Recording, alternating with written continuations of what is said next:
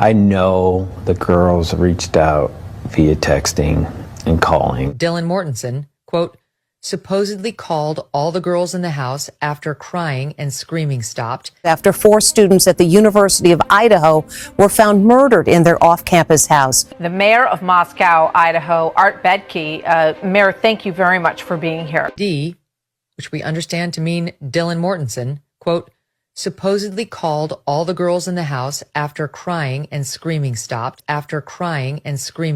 He's the sole suspect of the brutal murders of 4 University of Idaho students, but denies he's the killer. Death and/or imprisonment for life. Do you understand? Yes.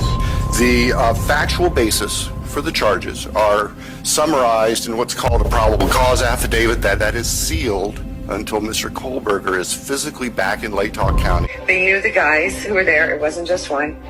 They knew who they were. Police say they do not have a suspect, but they're looking for a killer. They were awake. They heard it all. They knew who it was. But they're looking for a killer. Saw 3 people inside and 1 outside watching. What I can tell you is we have an individual in custody who committed these horrible crimes. And/or imprisonment for life. Do you understand?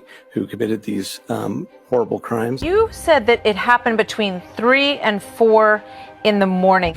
At that time, we expect that affidavit will be available to you so you can share the true facts,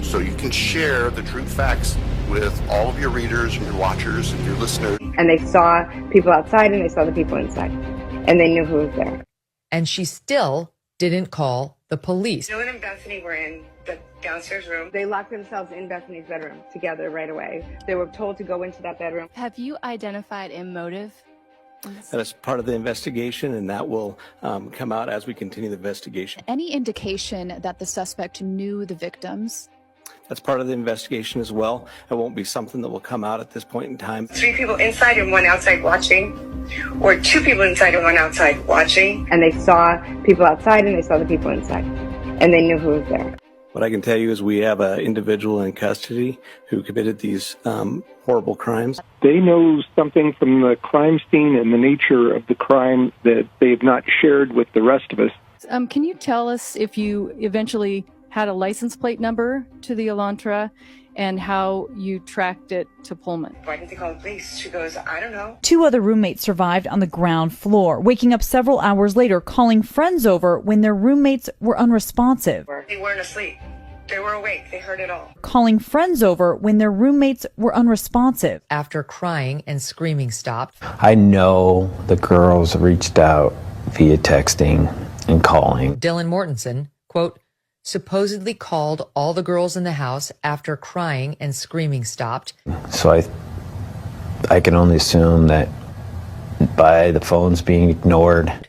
And she still didn't call the police. Knowing how my daughter is not going to ignore calls and texting. Officials maintain the murders happened between 3 and 4. I want to believe that Dylan did and Bethany did everything they possibly could. Some chilling new details about the night 4 University of Idaho students were murdered last year in their home just off campus.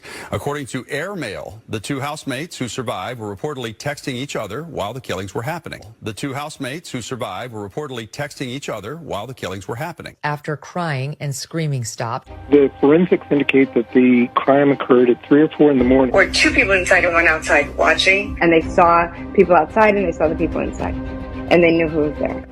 Well, how did you arrive at 3 or 4 in the morning when no one was found until noon? That was due to forensics. She was awake, like she says. That was 8 hours. They'll only say that these people were stabbed with some type of object. Is that 3 o'clock, 4 o'clock time frame because someone was posting on social media right up until about that point?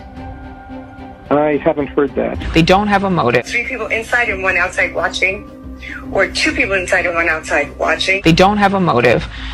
Authorities are calling it a crime of passion. And they saw people outside and they saw the people inside. And they knew who was there. And it's been called a crime of passion. They know something from the crime scene and the nature of the crime that they have not shared with the rest of us. They don't have a motive. And that they believe this was a singular targeted incident and no one else is in any jeopardy. We truly believe we have the individual that committed these crimes.